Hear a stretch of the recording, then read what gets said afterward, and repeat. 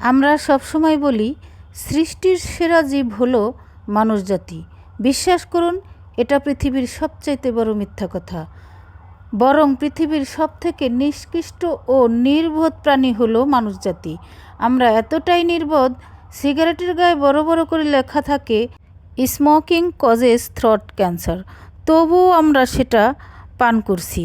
কিন্তু সেই সিগারেট যেই তামাক পাতা দিয়ে তৈরি হয়, বিশ্বাস করুন সেই তামাকের জমিতে কখনো বেড়া দেওয়া হয় না, কারণ সেই তামাক পাতা কোনো মানুষ ব্যতীত কোনো প্রাণী খায় না। সত্যিকারে বলুন তো, বাঘ এত হিংস্র হওয়া সত্ত্বেও অন্য কোনো আরেকটা বাঘকে মেরে ফেলছে, বা কোনো প্রাণী তার সমগোত্রেও কোনো প্রাণীকে হত্যা করেছে দেখেননি? কিন্তু আমরা মানুষ জাতি এতটা নিকৃষ্ট, এক মানুষকে আরেক মানুষ খুন করছি। আজ পর্যন্ত কোথাও কি দেখেছেন কোনো প্রাণী খাওয়ার শেষে সেই খাবার আবার বাসায় নিয়ে যায়? কিন্তু আমরা মানুষ জাতি কেউ কোনো খাবার ফ্রিতে দিলে আগে থেকে পেট পুরে খাই, তারপর 1 মাস যাতে সেই খাবার খেতে পারি সেই জন্য বাড়িতেও নিয়ে যাব। সত্যি করে বলুন তো, আজ পর্যন্ত দেখেছেন কোনো প্রাণীর মধ্যে তাদের বাবা মা বৃদ্ধ হলে তাদেরকে আলাদা করে রেখেছে?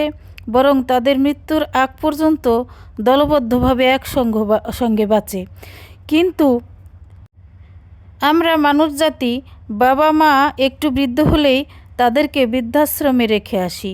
কখনো কি দেখেছেন অন্য কোনো গোত্রের প্রাণী এসে তাকে অ্যাটাক করলে তারা সবাই মিলে প্রতিবাদ করেনি?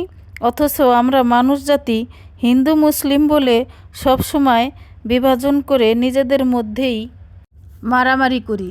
সত্যি করে বলুন তো, আজ পর্যন্ত কোথাও দেখেছেন কোনো কোনো পাখি তার নিজের বাসা বানানোর জন্য অন্য পাখির বাসা ভেঙেছে? দেখেননি।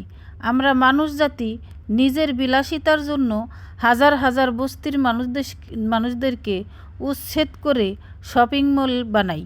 সত্যি করে বলুন তো, আজ পর্যন্ত কোনো প্রাণীকে দেখেছেন কোনো প্রাণী খাবার মজুত করে অন্য প্রাণীকে না খেয়ে মরতে দিতে? অথচ আমরা মানুষ জাতি গুদামে ফসল পচাই, আর পাশেই মানুষ না খেয়ে মারা যায়। আজ পর্যন্ত কোথাও কি দেখেছেন তার শাবক বাচ্চাকে জন্ম দেওয়ার পর সে বাচ্চাকে ফেলে দিয়েছে? কোথাও দেখেননি। অথচ আমরা মানুষ জাতি কন্যা সন্তান জন্মালে বা অবৈধভাবে সন্তান জন্মালে তাকে ডাস্টবিনে ফেলে দেই।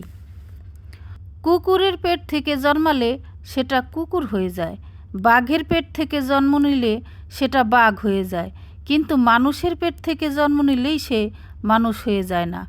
আজ প্রশ্ন হলো, পশু হিংস্র নাকি মানুষ?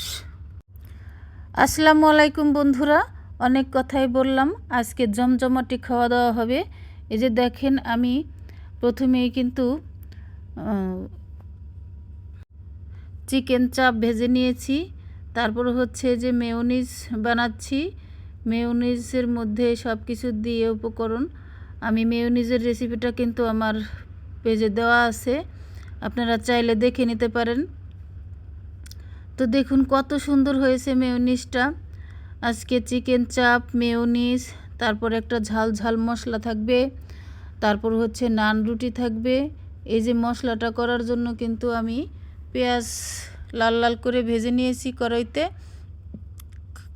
এখন আদা বাটা, রসুন বাটা, জিরে বাটা, হলুদ গুঁড়ো, মরিচের গুঁড়ো,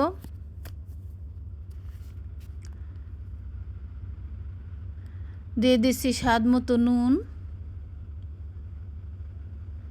এখন নেড়েচেড়ে সুন্দর করে মশলাটাকে কষিয়ে নেব।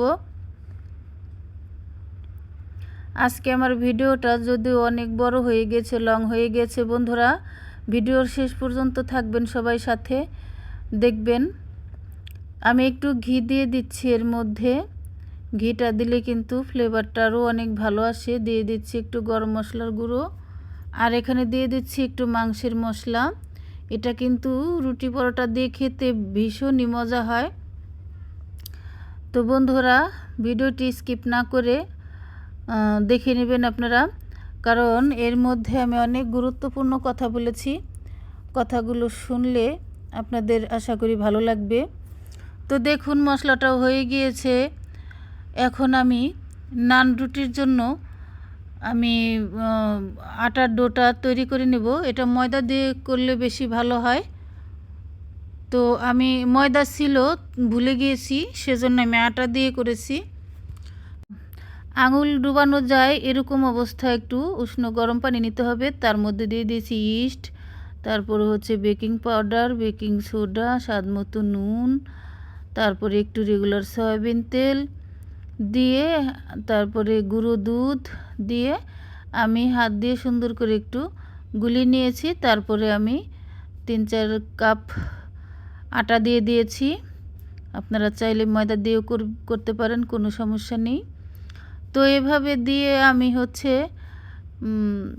এই গুঁড়ো দুধটা দিতে কিন্তু আমি পানির মধ্যে ভুলে গিয়েছিলাম। তো আমি সেজন্য এই নরম থাকা অবস্থায় পরে দিয়ে দিলাম গুঁড়ো দুধটা। দুধটা দিলে কি হয়, রুটির টেস্টটা অনেক সুন্দর আসে, নান রুটি তো। তো দেখুন আমি ঢাকনা দিয়ে ঢেকে কিন্তু রেখে দিয়েছি। আমি এটা সারা রাত ধরে ফ্রিজে রেখে দিয়েছিলাম। দেখুন ফুলে কিন্তু ডাবল হয়ে গিয়েছে। এখন এভাবে বাতাসটা বের করে দিতে হবে। তো বন্ধুরা, ভিডিওটি কেমন লেগেছে অবশ্যই কমেন্টে জানাবেন। আজ তাহলে এ পর্যন্তই। আল্লাহ হাফেজ।